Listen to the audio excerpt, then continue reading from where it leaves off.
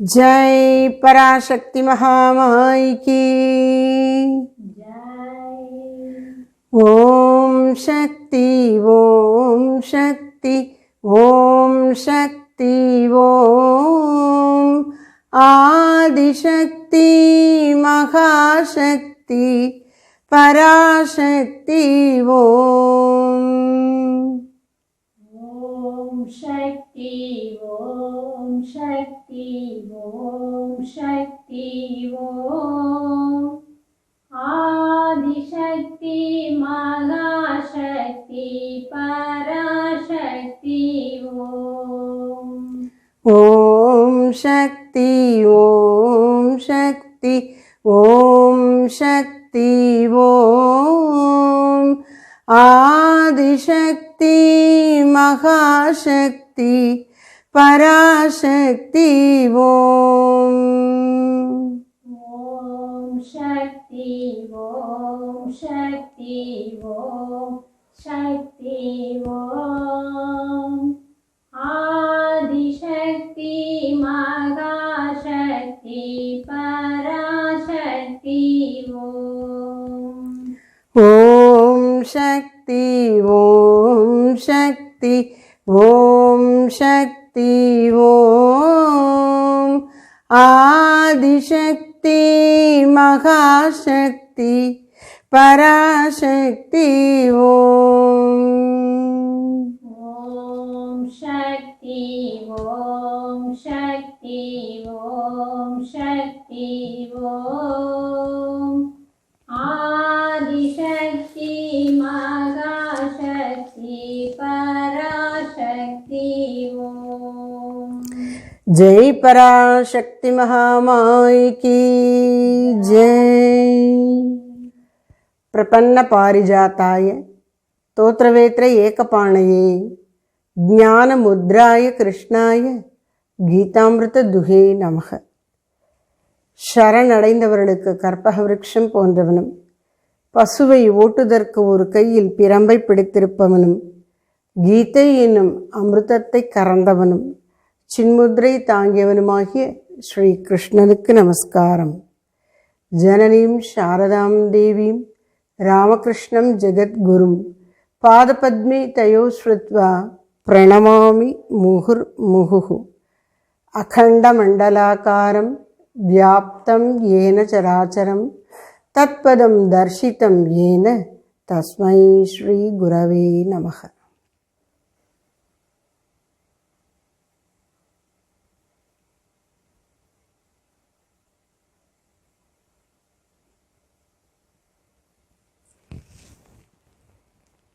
அனைவருக்கும் வணக்கம்.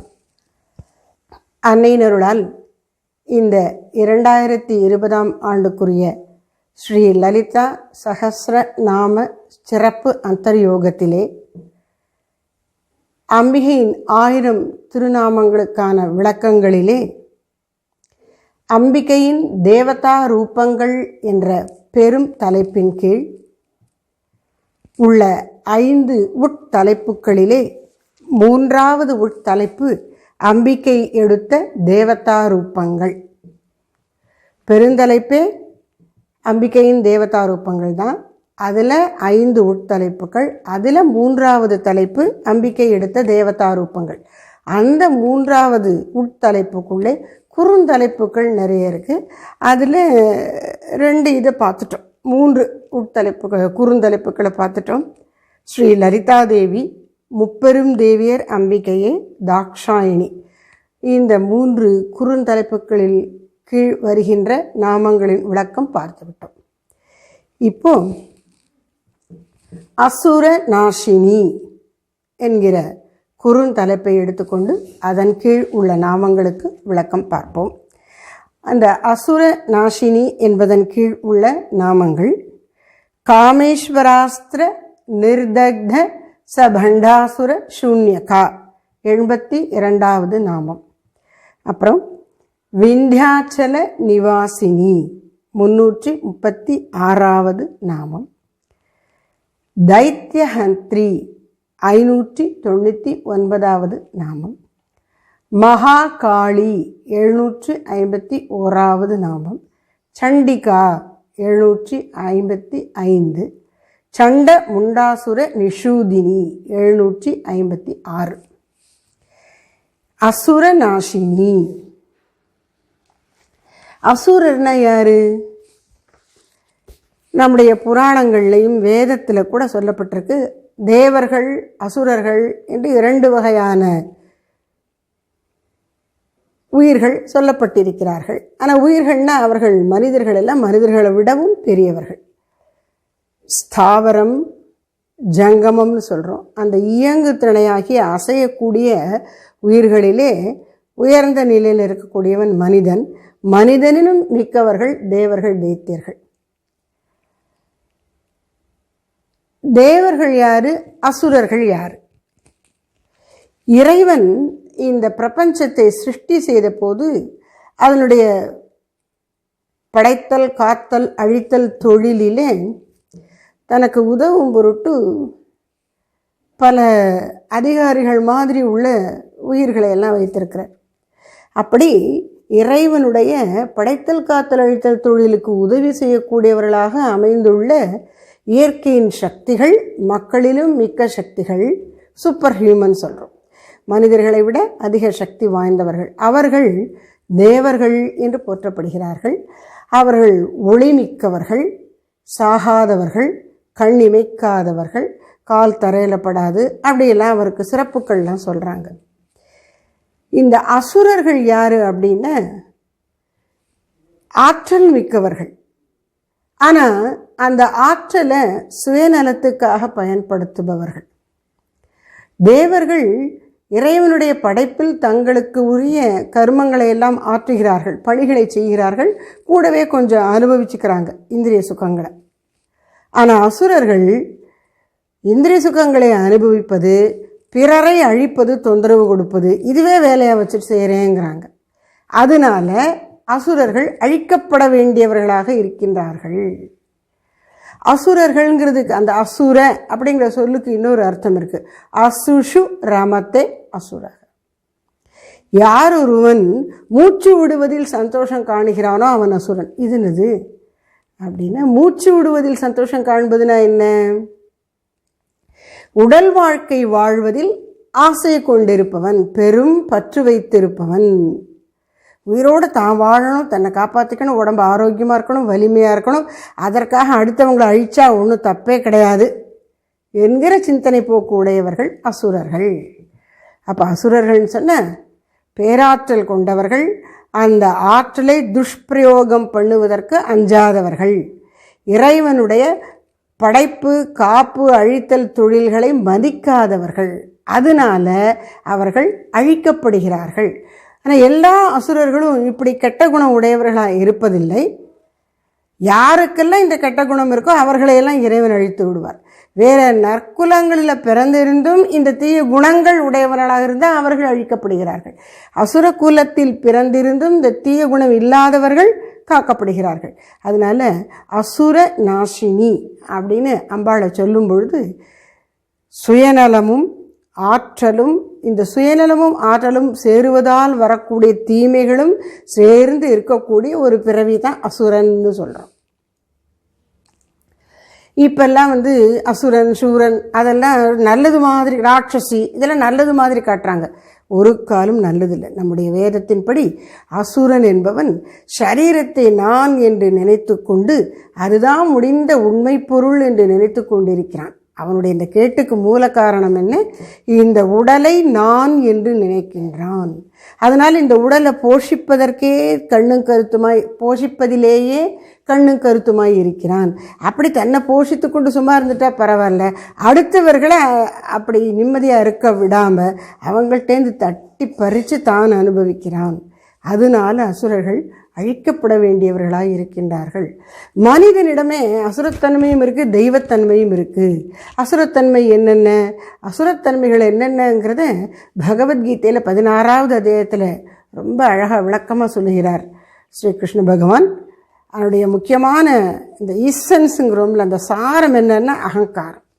ஆணவ அகங்காரத்தின் வடிவாக அடுத்தவர்களை அடக்கியாண்டு நான் விரும்புகிறபடி இங்கே எல்லாம் இருக்கணும், இதை சாதித்தேன், இன்னும் இதை செய்வேன், இப்படி நடந்து கொள்வேன், இதை அனுபவிப்பேன் அப்படின்னு ஒவ்வொரு விஷயத்துலையும் தான் செஞ்சதை குறித்து ரொம்ப பெருமை கர்வம், செஞ்சதெல்லாம் ஆனால் தப்பாக இருக்கும்.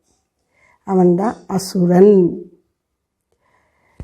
அசுரர்கள் தேவர்கள் ஏதோ சூப்பர் நேச்சுரல், அதாவது மனிதனை விட சக்தி மிக்கவர்கள், சாதாரண இயற்கையில் கொஞ்சம் உயர்ந்த நிலையில் இருக்கிறவங்கன்னு சொல்கிறோம் இல்லையா. அவர்களுடைய வரலாறாக நம்முடைய வேதங்களிலும் புராணங்களிலும் என்ன சொல்லப்பட்டிருக்கு அப்படின்னா, தக்ஷ பிரஜாபதியினுடைய 60 பெண் குழந்தைகள், அவருக்கு 60 மகள்கள், ஒரு சில பெண்களை ஒவ்வொரு ரிஷிக்கு எப்படியெல்லாம் கல்யாணம் பண்ணி கொடுக்குறார். கஷ்யப்பர் என்கிற ரிஷிக்கு திதி, அதித்தி, தனு அப்படிங்கிற பெண்களை கல்யாணம் பண்ணி கொடுக்குறார். இதில் தித்தி என்பவள் பெற்ற பிள்ளைகள், அவர்களுடைய வாரிசுகள் தான் தைத்தியர்கள். அவர்கள் அசுரர்களில் ஒரு கூட்டம். அப்புறம் தனுவுக்கு பிறந்த பிள்ளைகளும் தானவர்கள், அவர்களும் அசுரர்களில் ஒரு கூட்டம். அப்புறம் ராட்சசர்கள்னு ஒரு குரூப் இருக்கு. அவங்க யார் அப்படின்னா, அவர்களுடைய ஆரம்பம் எப்படி இருக்குன்னு பார்த்தேன். பிரம்மாவுக்கு ஒரு தரம் படைப்பு தொழில் இருக்கும் பொழுது ரொம்ப பசி வந்து விட்டதான். அப்படி பசி வந்த பொழுது உடனே உணவு கிடைக்கல, கோபம் அபரிமிதமாக வந்து விட்டதான். அவருடைய அந்த கோபத்திலிருந்து சில பேர் தோன்றி உருவானார்கள். அந்த நேரம் அவர்கள் தான் அந்த கோபத்தையும் கடுமையையும் கொடுமையையும் இயல்பாக கொண்ட ராட்சசர்கள் ஆயினார்கள். அப்புறம் அவர்களுடைய வழிவந்தவர்கள். இப்படி இவர்களெல்லாம் ராட்சசர்கள்னு சொல்கிறோம். ராவணன் புலஸ்தியருங்கிற ரிஷிக்கும் ஒரு ராட்சசிக்கும் பிறந்த மகன். அப்படியே கும்பகர்ணன், விபீஷணன். அப்புறம் தித்திக்கும் கஷ்யப்பருக்கும் பிள்ளைகள் பிறந்து அவங்க வழி வந்ததுன்னு சொல்கிறோம்லே. அப்படி முதல்ல பிறந்த தைத்தியர்கள் அசுரர்கள் யாருன்னா ஹிரண்ய கஷிப்பு, ஹிரண்யாக்ஷன்.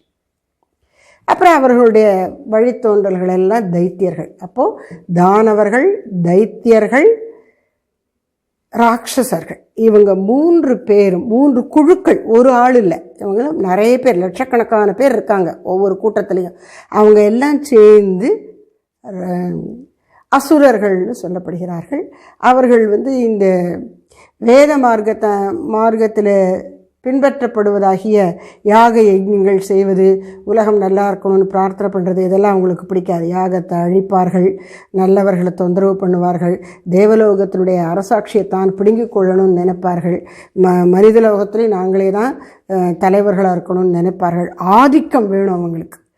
ஆதிக்கம், அசுர பலத்தோடு இருந்து அதிக தபஸ் பண்ணினாலும் அப்படி தபஸ் பண்ணுவாங்க. தபஸுக்கெல்லாம் அஞ்ச மாட்டார்கள். அதே மாதிரி பார்க்கடலை கடைஞ்ச பொழுதும் அந்த வாசுகி பாம்பினுடைய தலைப்பக்கம் பிடிக்கிறதுக்கு தேவர்கள் அஞ்சுகிறார்கள். ஆனால் இவங்க என்ன பண்ணுறாங்க, தைரியமாக நாங்கள் பிடிச்சிக்கிறோம்னு தலைப்பக்கம் பிடிச்சிக்கிட்டாங்க. வால் பக்கத்தை தான் ரொம்ப சமத்தா தேவர்கள் பிடிச்சிக்கிட்டாங்க. அப்போ அவங்கள்ட்ட ஒரு அஞ்சாமை இருக்குது, வீரம் இருக்குது. ஆனால் எல்லாம் சுயநலத்தினால கேடு நிறைந்ததாக இருக்கிறது. அதுதான் அசுரத்தன்மை. சுயநலமும் ஆற்றலும் சேர்ந்தால் வரக்கூடியதெல்லாம் அசுரத்தன்மை. அப்படிப்பட்ட அசுரர்கள் தமக்கு கேடு விளைவித்து கொள்வதோடு கூட மற்ற உயிர்களுக்கும் தீங்கு செய்கின்றார்கள். அதனால் பகவத்கீதையில் அவதாரங்களில், தெய்வத்தினுடைய அவதாரங்களின் நோக்கம் என்னங்கிறத சொல்லும்போது ரொம்ப அழகாக சொல்கிறார் ஸ்ரீகிருஷ்ண பகவான். பரித்ராணாய சாதூனாம் விநாசாயச்ச துஷ்கிருதாம் தர்ம சம்ஸ்தாபனார்த்தாய சம்பவாமி யுகே யுகே. யுகந்தோறும் நான் அவதரிக்கிறேன். எதற்கு? பரித்ராணாய சாதூனாம், நல்லவர்களை காப்பதற்கும், விநாசாயச்ச துஷ்கிருதாம், தீய செயல்களை உடைய கொடியவர்களாகிய கெட்டவர்களை அழிப்பதற்கும், தர்ம சம்ஸ்தாபனார்த்தாய, இப்படி தர்மத்தை கடைப்பிடிப்பவர்களை காப்பாற்றி தர்மத்தை எதிர்த்து அழிக்கிற கேடு செய்கிறவர்களை அழித்து அதன் மூலம் தர்மத்தை நிலைநாட்டுகிறேன். இதுக்காக நான் பிறவி எடுக்கிறேன்னு கடவுள் சொல்கிறார். அப்போது அசுரனை நாசம் பண்ணுவது, கெட்டவர்களை அழிப்பது இறைவனின் நோக்கம். அதைத்தான் இங்கே அம்பாள் நிறைவேற்றுவதாகவும் சொல்கிறோம். எல்லா தெய்வ வடிவங்களிலும் இந்த அசுரர்களை நாசம் செய்வது ஒரு முக்கிய பகுதியாக இருக்கின்றது. அப்படி அம்பாள் எப்படியெல்லாம் அசுரர்களை நாசம் பண்ணினாள், அதற்கான நாமங்கள் என்னென்ன அப்படின்னு பார்ப்போம். முதல்ல காமேஸ்வராஸ்திர நிர்தக்த சபண்டாசுர சூன்யகா. முதல் அதாவது ஸ்ரீ லலிதாம்பிகையினுடைய அவதாரமே பண்டாசுரனை வதம் பண்ணுவதற்கு தான். அதற்காக தான் சிறப்பாக வேள்வி புரிந்து வழிபட்டார்கள் தேவர்கள். அதில் இந்த பண்டாசுரனுடைய சேனைகள், தளபதிகள், ஆயுதங்கள் எல்லாவற்றையும் அழித்து விடுகிறாள். நான் மட்டும் மிஞ்சியிருக்கான், பண்டாசுரன் மிஞ்சி இருக்கிறான். பண்டாசுரன் என்பது நாம் நன்கு நினைவில் வைத்து கொள்ள வேண்டும். அறியாமையில் மூழ்கி ஆணவத்தின் விளைவால் அல்லல் கொடுத்து கொண்டிருக்கும் ஜீவன் தான். நாம தான் அறியாமையில் இருக்கும் பொழுது நாம தான் பண்டாசுரர்களாக இருக்கிறோம். அவன் என்ன நினைக்கிறானா, பண்டாசுரன் எல்லாம் அழிஞ்சு போனாலும் நான் அழியவே இல்லை, அழிய மாட்டேன் அப்படின்னு நினைக்கிறானா. நான் இருக்கக்கூடிய என்னுடைய தலைநகரும் அழியாதுன்னு அவனுக்கு ஒரு நம்பிக்கை. அந்த சோனித்தபுரம்ங்கிற சொல்லுக்கு என்ன அர்த்தம் அப்படின்னா, ரத்தம் போல சிவந்த நகரம். அது ரத்த திமிர் அப்படின்னு சொல்கிறோம். ஒரு இளைஞனுக்கு சின்ன வயசில் உடம்பு நல்ல பலமாக இருக்கும்போது ரத்தம் நல்லா ஊறி இருக்கும். அந்த சக்தி உடலில் பாயும்போது அவனுக்கு அந்தளவுக்கு திமிரு அகங்காரமும் இருக்கும். யாருக்கும் சொன்னது கேட்காம அலையக்கூடிய தன்மை. அது மாதிரி இவன் இருக்கிறான், அந்த சோனித்தபுரம். அம்பாள் காமேஸ்வர அஸ்திரத்தை அவன் மீது எய்து அவனை அழித்து விடுகிறாள். காமேஸ்வர அஸ்திர நிர்தக்த, தக்தன எரித்து சாம்பலாக்குவது, நிர்தக்தன மிச்சம் இல்லாமல் முழுக்க முழுக்க அடியோடு அழித்து விடுவது. பாரதியார் சொல்றார், வேரும் வேரடி மண்ணும் இல்லாமல் வெந்து போக பகைமை பொசுக்குவான். அப்படி முழுமையாக அழித்தொழிந்து விட்டாளாம். அவன் ஒன்றுமே மிச்சமில்லை. அந்த அசுரன் பண்டாசுரன் அழிக்கப்பட்டு விட்டான். நிர்தக்த ச பண்டாசுர சூன்யக. பண்டாசுரன் மட்டுமல்ல, அவனுடைய நகரமாகிய சோனித்தபுரத்தையும் சேர்த்து அழித்து விட்டானான். ச பண்டாசுர சூன்யக. அந்த சோனித்தபுரத்துக்கு இன்னொரு பேர் சூன்யகம். அதில் உண்மையில் சாரம் ஒன்றுமில்லை, அது சூன்யம்தான், ஒன்றுமில்லாதது தான். இப்போது அழிக்கப்பட்டது, எல்லாம் போச்சு, ஒன்றுமே இல்லை. எதனால் அழிக்கப்பட்டது? காமேஸ்வர அஸ்திரம். ஆசை என்பது அறியாமையில் பிறப்பது. அந்த ஆசையை வெல்லக்கூடிய அறிவாகிய தலைவன் காமேஸ்வரன். அந்த அறிவு சக்தியாகிய பரம்பொருளின் தன்மை தான் இந்த காமேஸ்வர அஸ்திரம். அந்த மகா காமேஸ்வர அஸ்திரத்தால் பண்டாசுரனை அழித்தாள். அவள் எப்படி பிறந்தாள் ஏற்கனவே பார்த்தோம். சிதக்னி குண்ட சம்பூதா, பேரறிவு என்னும் அக்னி குண்டத்திலிருந்து தோன்றியவள். அப்போ அறிவை கொண்டு அறியாமையையும் அதன் விளைவாகிய ஆசை முதலியவற்றையும் அழித்து தள்ளிவிட வேண்டும். அப்படி செய்தாள் அம்பிகை. காமேஸ்வராஸ்திர நிர்தக்த ச பண்டாசுர சூன்யகா. அப்படி எல்லாம் அழிந்தவுடன், சூன்யமான உடனே ஒன்றுமே மிஞ்சலையாம். அதுக்கு என்ன அர்த்தம்? ஞானம் வரும்பொழுது அஜ்ஞானம் அழிந்து, இந்த அஜ்ஞானத்தினுடைய சுவடு கூட இல்லாமல் மிச்சமில்லாமல் அழிந்து போய்விடுகிறதா. ஞானிக்கு எதை பார்த்தாலும், எல்லாவற்றையும் பார்த்தாலும் பிரம்மமாக தான் தெரியும். நம்மளை பார்த்தாலும் நமக்கு நம்முடைய குறை நிறைகள்லாம் தெரியும். இவ்வளோ மோசமாக இருக்கேனே அப்படிலாம் சொல்கிறோம். சாதனை பண்ண ஆரம்பிக்கும் போது நம்முடைய குறைகள் நமக்கு தெரிய ஆரம்பிக்கும். ஆனால் சித்த நிலையிலே இந்த ஞானம் பெற்ற ஞானிகளுக்கு நம்மை பார்க்கும் பொழுது நம்முடைய நிறைநிலை தான் கண்ணுக்கு புலப்படும். அதனால் அவங்க எல்லாத்தையும் அன்பாக இருக்காங்க, எல்லாத்தையும் மரியாதையாக இருக்காங்க. அப்படி எஞ்சி இருப்பது அறிவு பொருளொன்றே. சரி, அடுத்த நாமம் 336வது நாமம் விந்தியாச்சல நிவாசினி. நம்ம சுவாமிஜி இந்த இடத்துல இந்த நாமத்துக்கு விளக்கம் கொடுக்கும்போது சுருக்கமாக ஒரு அழகான கருத்தை சொல்கிறாங்க. ஒரு முக்கியமானவர்கள் அல்லது முக்கியமான ஒரு பொருளை நினைக்கும் போது அது இருக்கக்கூடிய இடத்தையும் சேர்த்து நினைத்து விடுவோம். அப்படி அம்பாளை நினைக்கும் போது அவளுடைய வசிப்பிடத்தையும் சேர்த்து நினைக்கிறோம். அப்படி அவளுடைய வசிப்பிடங்களிலே முக்கியமானது ஒன்று விந்தியமலை, விந்தியாச்சலம். விந்தியமலையில் வசிப்பவள் விந்தியாச்சல நிவாசினி. அது யாரு? அந்த விந்தியாச்சல நிவாசியினுடைய வரலாறு என்ன அப்படின்னு பார்த்தா, ஸ்ரீகிருஷ்ணருடைய அவதார சமயத்திலே இங்கே மதுராவிலே சிறையில் இருக்கக்கூடிய தேவகி வசுதேவருக்கு ஸ்ரீகிருஷ்ண பகவான் தோன்றுகின்றார். அதே நேரம் அங்கே நந்த கோகுலத்திலே நந்தராணியாகிய யசோதா தேவிக்கு ஒரு பெண் குழந்தை பிறக்கிறது. அப்புறம் வசுதேவருக்கு என்ன ஆணையிடப்படுகிறது? பகவானே சொல்கிறார், நான் இங்கே குழந்தையா இருக்கேன், என்னை கொண்ட நீங்கள் அங்கே கோகுலத்தில் விட்டுட்டு அந்த பெண் குழந்தையை கொண்டு வந்து இங்கே விட்டுடுங்கன்னு சொல்லிட்டார். அதுபடியே ராத்திரியோடைய ராத்திரியாக மழை பெய்யும் பொழுது இவர் இந்த குழந்தைய ஒரு கூடையில் வச்சு தூக்கி கொண்டு போய் அங்கே நந்தகோகுலத்தில் இந்த ஆம்பளை பையனை விட்டுட்டு அந்த பொன் குழந்தையை தூக்கி கொண்டு இங்கே வச்சிடுறார். மறுநாள் காலையில் கம்சன் குழந்தை தேவகிக்கு குழந்தை பிறந்து விட்டது என்பதை அறிந்து வந்து பார்த்தா பெண் குழந்தையாக இருக்குது. இது பெண் குழந்தையாக இருக்க முடியாதேன்னு அவனுக்கு சந்தேகமாக இருக்குது. ஆனாலும் சரி, எந்த குழந்தையாக இருந்து எதுக்கு விட்டு வைக்கிறது, கொண்டுடுவோன்னு சொல்லி அந்த குழந்தையுடைய காலை பிடிச்சி அடிக்க போகிறான். எல்லா குழந்தைகளும் அப்படி தான் அவன் செஞ்சுருக்கான். அதுக்கு முன்னாடி 6 பேரை 2 கால்களை பிடித்து கொண்டு செவத்தில் ஓங்கி அரைவான். அப்படியே செதறி போயிடும் அந்த குழந்தை. அது மாதிரி செய்வதற்காக அதை தூக்குகிறான். அவன் பிடியில் இருந்து பீத்து வழுவி கொண்டு மேலே போய் நிற்கிறது. அந்த பெண் குழந்தை அப்படியே ஒரு திவ்யமான தேவியாக தோன்றி அம்பாள் சொல்கிறா, இதை பார், உன்னை அழிக்க பிறந்தவன் அங்கே கோகுலத்தில் வளர்கிறான், என்னை உன்னால் ஒன்றும் செய்ய முடியாதுன்னு சொல்லிட்டு மாயமாகி விடுகிறாள். அப்படி அங்கிருந்து சென்ற அந்த பெண் குழந்தை என்ன போச்சு, எங்கே போச்சான், என்ன பண்ணிச்சான்? விந்தியாச்சலத்திற்கு, விந்திய மலைக்கு வந்து அங்கிருந்து வளர்ந்து வளர்க்கப்படுகிறது. அவள் தான் நந்தாதேவி. அந்த நந்தா என்கிற தேவி பின்னால் சும்பன் நிசும்பன் என்கின்ற அரக்கர்களை அழிக்கின்றாள். அதனால் விந்தியாச்சல நிவாசினி அப்படின்னு சொன்ன வைஷ்ணவர்கள் இது எப்படி சொல்லுவாங்க? அவள் இறைவனுடைய விஷ்ணுவினுடைய யோகமாயா, மாயா சக்தி. அந்த மாயா சக்தி இங்கே வந்து தங்கி இருக்கிறது, அம்பாளாக வளர்ந்து வருகிறது. அதுதான் இந்த அசுர சக்தியை அழிக்கின்றது. சும்பன் நிசும்பன். சும்பன் நிசும்பன் யாரு? சும்பன் என்பவன் அறிவுத்திறம் மிக்க அசுரன்.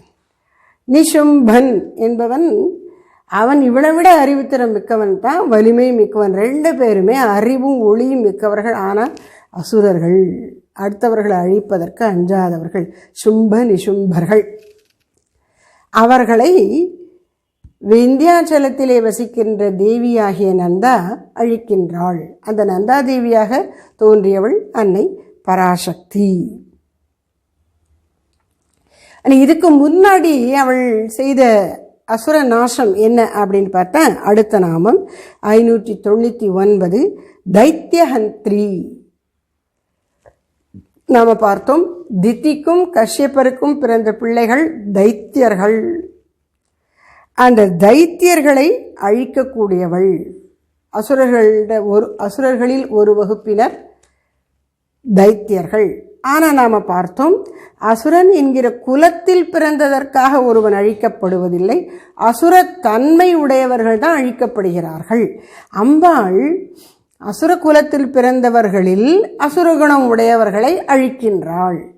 அசுரகுலத்தில் பிறக்காமலும் அசுரத்தன்மையோடு இருப்பவர்களையும் அழிக்கின்றாள்.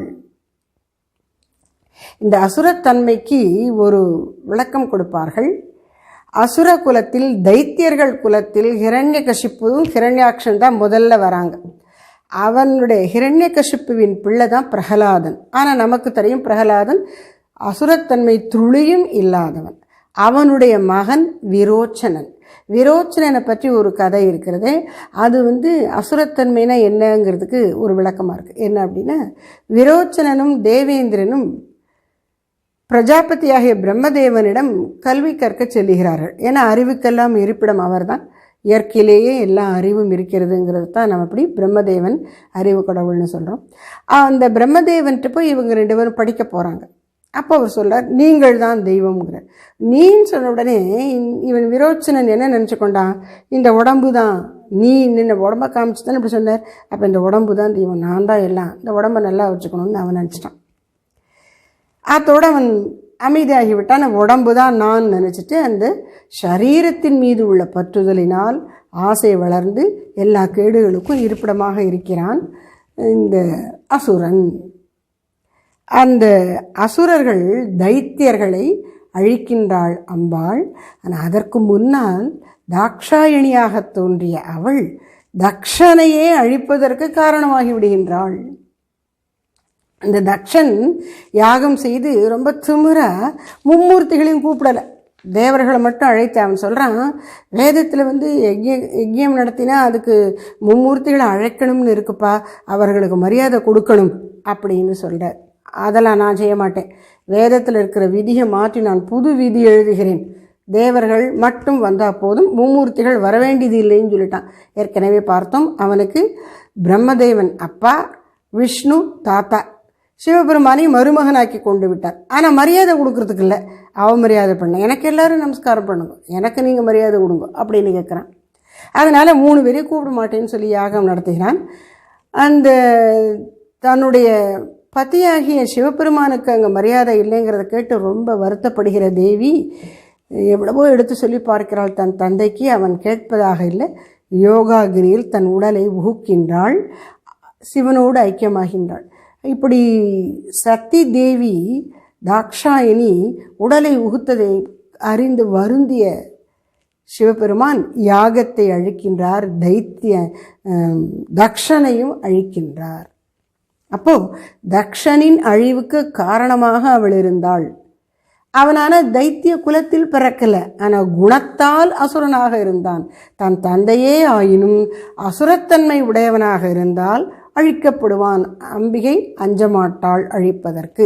அதுதான் அசுரநாசினிங்கிறதனுடைய அந்த தலைப்பினுடைய பொருள். அப்புறம் மகாகாளி அம்பாள் எப்படி இருக்கிறாள்? மகாகாளி ஸ்வரூபம். இந்த மகாகாளி ஸ்வரூபங்கிறதுல இந்த காளிங்கிறத நம்ம பேச்சு வழக்கில் காளிங்கிறோம், காளி அப்படின்னு சொல்கிறோம். காளின்னா காலம், காளி காலன். காளின்னா இன்னொரு அர்த்தம் என்ன அப்படின்னா, காலாய நம, கலவிகரணாய நம, பலாய நம, பலவிகரணாய நம அப்படின்னு சிவபெருமான் மீது மந்திரங்கள் வருது. அதாவது ஒரு இடையன் ஆட்டையோ மாட்டையோ ஓட்டி செல்லும்போது அந்த மந்தையில் இருக்கக்கூடிய ஆடு மாடுகள் அந்த மந்தையை விட்டு வெளியில் விலகி போனால் அதை திரும்ப கோலால் அடித்து துரத்தி ஒன்று சேர்த்து கொண்டு வந்துடுவான். அப்படி எல்லாம் மொத்தமாக கூட்டிகிட்டு போனால் தான் அவனுக்கு வசதி. அது மாதிரி உயிர்கள் இயற்கையின் நியத்தியை மீறி போகும்போது அவர்களையெல்லாம் அடித்து ஒடுக்கி ஒரு விதமாக நடத்தி கொண்டு போகிறது இயற்கையின் சக்தி. அவள்தான் காளி. அது எப்படி நமக்கு தெரிகிறது? காலத்தின் போக்கு அப்படி இருக்கிறது. நேர்முறையிலிருந்து பிசகி செல்பவர்களுக்கு அடி விழுகிறது. அப்போ இந்த வழிக்கு வா, வர்ற வரைக்கும் அடி கொடுத்துட்ருக்கா, அழுக்காமல் சலிக்காமல். அப்படி காளி என்பவள் உயிர்களை வழிநடத்துகிற, அதுக்காக தேவைப்பட்டால் அடிக்கவும் தயங்காத தலைவி. இவள் மகாகாளி, பெரும் தலைவியாக இருக்கின்றாள். இந்த காளியினுடைய ரூபம் எப்படிப்பட்டது? நம்ம சுவாமிஜி அதை ரொம்ப அழகாக வர்ணிக்கிறாங்க. குறிப்பாக இந்த வடிவம் வங்காளத்தில் ரொம்ப பிரசித்தம், வழிபடப்படுகிறது வாமாச்சாரத்தில்.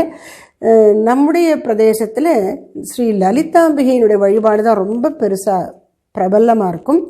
உபாசனைக்கு உரிய மூர்த்தியாக வச்சுருக்கோம். காளியை பற்றி சொல்லும்பொழுது ரொம்ப அருவருப்பாக பயங்கரமாக இருக்கே அப்படின்னு தோன்றும். அதனாலேயே மேல்நாட்டவர்கள்லாம் நம்மளை ரொம்ப மட்டமாக பார்த்தாங்க, அதனுடைய தன்மை தெரியாத பொழுது. ஆனால் சகோதரி நிவேதித்தை காளியினுடைய சிறப்புக்களை எடுத்து பேசுகிறாங்க. காளி கோயில்லையே, கல்கத்தாவில் காளி கோயிலில் மகாகாளியினுடைய சிறப்புக்களை எல்லாம் யார் போய் சொல்கிறா? சகோதரி நிவேதித்தை, அயர்லாந்து தேசத்தில் பிறந்த அவள். அப்படி அந்த காளியின் ரூபம் ஏன் பார்க்குறவங்களுக்கு பயத்தையும் அருவருப்பையும் ஊட்டுவதாக இருக்குது? அதனுடைய கருத்து என்ன? அர்த்தம் இல்லாமல் அப்படி அவள் இருக்கிறாளான்னா அதனுடைய அர்த்தத்தை சொல்கிறாங்க. என்ன? நம்ம சுவாமிஜி அதை ரொம்ப அழகாக விளக்குகிறார்கள். அம்பிகை திகம்பரியாக இருக்கின்றாள். மகாகாளி ரூபத்திலே திகம்பரி. திகம்பரினா என்ன? திக்குகளையே ஆடையாக அணிந்தவள் அப்படின்னா என்ன அர்த்தம்? ஆடை எதுவும் போட்டுக்கொள்ளலைன்னு அர்த்தம். திசைகளை ஆடை அணியிறதுன்னா நிர்வாணமாக இருக்கா? ஏன்? ரொம்ப பெரிய பொருளாச்சே அவள். திக்குகளையே ஆடையாக அணிந்திருக்கிறாள். அவள் 4 கரங்களை உடையவளாக இருக்கின்றாள். இடக்கரங்கள் என்ன அப்படின்னு பார்த்தா, மேலே தூக்கிய இடக்கரத்திலே ரத்தம் சொட்டும் வாள் இருக்கிறது. கீழ்த்தொங்குகிற இடக்கரத்திலே ஒரு வெட்டிய தலையை, அதனுடைய முடியை பிடித்து கொண்டிருக்கிறாள். இடக்கரம் இப்படி பயங்கரமாக இருக்குது. ரத்தம் சொட்டும் வாள், ரத்தம் சொட்டும் தலை. வலக்கரத்திலே மேல் தூக்கிய வலக்கரம் அபயமளிக்கிறது, கீழே தொங்குகிற வலக்கரம் வரமளிக்கிறது. கீழே சிவனார் படுத்திருக்கிறார், அவர் மீது அவள் நின்று கொண்டிருக்கிறாள். அந்த சிவனாரை காட்டுகிறது. கருத்து என்ன? யாரெல்லாம் ஆசைக்கும் சுயநலத்திற்கும் ஆட்பட்டு அதர்மத்தில் செல்லுகிறார்களோ அவர்களுக்கு காளியின் வாள் காத்து கொண்டிருக்கின்றது. தண்டனை வந்தே தீரும். அந்த தவறான பாதையை விடுகிற வரையில் அப்படி அவர்களுக்கு தண்டனை கிடைக்கும். அப்படி அவளால் தண்டிக்கப்பட்டவர்களுடைய தலைகளையே கோர்த்து மாலையாக போட்டிருக்கலாம். என்ன, முத்து மாலை போட்டுக்கிற மாதிரி இவள் என்ன பண்ணியிருக்காளாம், முண்ட மாலை போட்டு கொண்டிருக்கிறாள். முண்டம்னு தலைன்னு ஒரு அர்த்தம், தலையில்லாத உடலையும் நம்ம முண்டம் பேச்சு வழக்கில் சொல்கிறோம். அப்போ முண்டமாலினின்னு அம்பாளுக்கு பேர். தலைகளையெல்லாம் கோர்த்து போட்டிருக்கிறாள். அந்த முண்ட மாலையிலே சின்ன குழந்தையின் தலையும் இருக்கும், ரொம்ப வயசானவன் தலையும் இருக்கும், இளைஞன் தலை இருக்கும், முதுமையில் இருக்கிறவர்கள், நடுத்தர வயது, எல்லா வயது உடையவர்கள் தலையும் இருக்கும். அப்படின்னா என்ன அர்த்தம்? மரணம் எப்பொழுது வேண்டுமானாலும் வரலாம். அதை அவள் அணிந்திருக்கிற தலை மாலை உணர்த்துகின்றது. அப்புறம் அவள் இடுப்பில் ஒரு மேக்கலை கட்டி கொண்டிருக்கிறாள். பெண்களுடைய இடுப்பில் அணியக்கூடிய ஆபரணத்துக்கு பேர் மேக்கலா. அதில் அம்பாள் ரத்ன கிங்கிணிக்காரம்ய ரசனாதாம பூஷித்தான்னு சொல்கிறோம். இப்படி கிங்கிணின்னா சின்ன மணி, கிணிக்கிணின்னு சத்தம் கொடுக்குமா, இனிமையான ஓசையை கொடுக்குமா. அப்படிப்பட்ட மணிகள் கோர்க்கப்பட்ட இடுப்பணியை அணிந்திருக்கிறாள் அம்பாள். இங்கே காளி ரூபத்தில் அவள் என்ன மேக்கலையை கட்டியிருக்கிறாள், கைகளை வெட்டி என்ன அந்த கையை கோத்து இடுப்பில் கட்டியிருக்காளாம் பேசாமல். அதையும் கையை வெட்டி கோக்கணுன்னா கழுத்தை தலைக்கு போட்டாச்சு, அதனால் இடுப்புக்கு கை. அப்படி மட்டும் இல்லை, இந்த கைகளை கோத்திருப்பதன் காரணம் என்ன அப்படின்னா, எந்த ஜீவன் எந்த செயலை செய்தாலும் உண்மையில் அந்த செயலை செய்பவன் அவனல்ல, அம்பிகை. அந்த செயல் இறைவனுடையது. இதை நாம் மறக்கக்கூடாது. அதை நினைவூட்டுவதற்காகத்தான் கைகளையெல்லாம் கோர்த்து இடுப்பிலே மேக்கலையாக அம்பாள் அணிந்திருக்கிறாள் மகாகாளி ரூபத்திலே. செயல்கள் அனைத்தும் இறைவனுடையவை. நான் செய்கிறேன் என்கின்ற அகங்காரமும் அறியாமையும் பக்தனுக்கு உதவாது. வாழ்க்கையில் நிம்மதியாக இருக்கணும்னா இந்த அறியாமையை விட்டுவிடு. இதுதான் அவளுடைய அற்புதமான ரூபம். சிந்தித்து பார்த்தால் பேருண்மைகளை விளக்குகிற ரூபம். அவளுடைய நிறம் கருப்பாக இருக்கிறது. அப்படின்னு என்ன அர்த்தம்? அதனால்தான் காளின்னு ஒரு பேர். ஏன் கருப்பாக இருக்குது? அறிந்து கொள்ள முடியாதவளாக இருக்கிறாள். மாயா ரூபமாகிய இயற்கையை எடுத்துக்கொண்டால் நம் பார்வையில் அது முழுவதும் அடங்கி விடுவதில்லை, எல்லையற்று போய்கொண்டே இருக்கின்றது. காலமும் அப்படியே நம்மால் அறியப்படாததாக இருக்கின்றது. எதிர்காலத்தில் என்ன இருக்குன்னு நமக்கு தெரியாது. What is contained in the womb of time, காலத்தின் கருவிலே என்னென்ன மறைந்திருக்கிறது என்று நமக்கு தெரியாது. உரிய நேரத்தில் அவை வெளிப்படும். இப்போ நமக்கு அறியாமை, அதனால் அது கருப்பாக இருக்குது. அப்புறம் இந்த காலம் என்பது மரணம்தான் அப்படின்னு நிவேதித்தை சொல்கிறாங்க. அவங்களுக்கு ஒரு அரிய ஆன்மீக அனுபவம் ஏற்பட்டது. என்ன அப்படின்னு, ஒரு நாள் ராத்திரி கனவு அவங்களுக்கு. அவங்க பயணம் பண்ணி கொண்டு இருக்கும்போது பாதை முடிவில்லாமல் போய்கொண்டே இருக்கிற மாதிரி இருக்குது. ஒரு குறிப்பிட்ட இடத்துல திடீர்னு ஒரு கருப்பு நிற இரும்பு கதவு அப்படியே பாதை அடைத்து கொண்டதான். அதுக்கு மேலே இவங்களால் போக முடியல நிவேதித்தையால். அந்த கருப்பு நிற கதவு எது? அதுதான் காளி, அதுதான் மரணம். வாழ்க்கை என்கின்ற நெடும் பயணத்தின் முடிவு மரணம். அதற்கு அப்பால் என்ன உள்ளது என்று சாதாரண ஆசைமிக்க ஜீவனுக்கு அறிய முடியாது.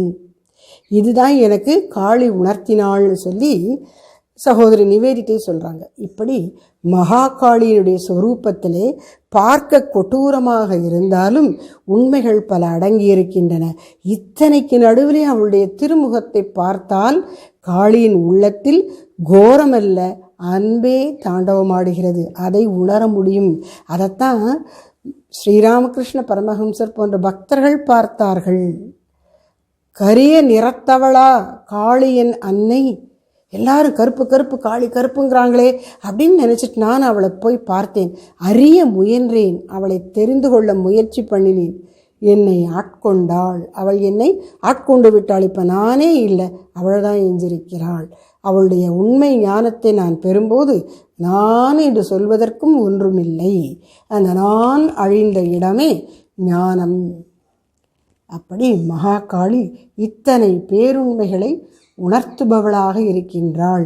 காளின உடனே ஏதோ தமோகுண கடவுளாக மட்டும் நினைக்காதே, அப்பால் உள்ள பரம்பொருளும் அவள்தான். இப்படி மகாகாளி ரூபம். இது எதுக்குன்னா அவள் இருக்கக்கூடிய இடம் சுடுகாடு. அங்கே தான் அவள் ஆட்டம் ஆடுறான். அசுரர்களெல்லாம் அழிப்பதற்காக எடுத்திருக்கிற காளி அவதாரம்.